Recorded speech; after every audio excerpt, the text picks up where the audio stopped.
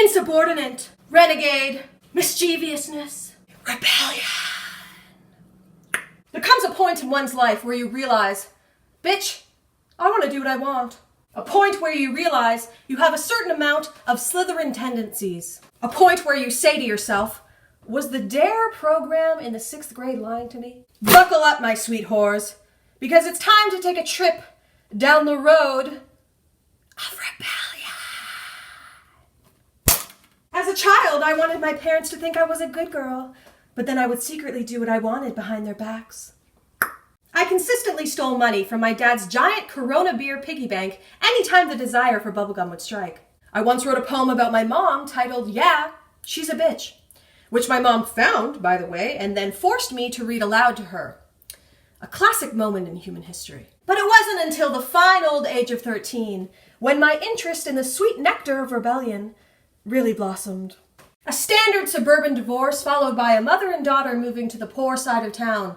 Sounds like a boring Natalie Portman movie from 1997. Now, if we know angst, and I think we all do, it waits for the slightest moment of dismay and then blooms into an uncontrollable beast. My blossoming happened in the poor side of town. My siblings are all 15 years older than me, and as I grew up, I watched their angst play out before my eyes. I watched them smoke outside the front door. I watched them get brought home by cops. I watched it all, and then applied the lessons to my rebellion. I wasn't interested in the attention from rebellion. I was interested in doing what I wanted. So I did, and I hid it. I hid the drinking at school. I hid the cocaine addiction.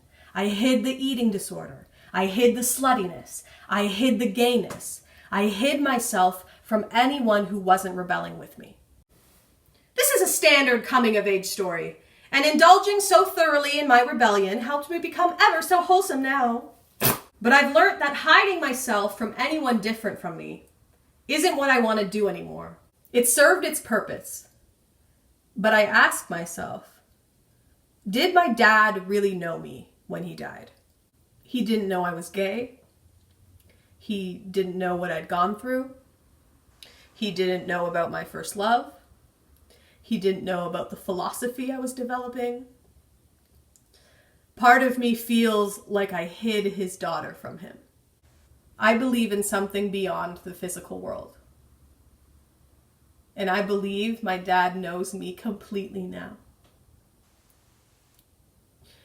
And I choose not to live in regret. So I take what I've learned and I apply it to my life now.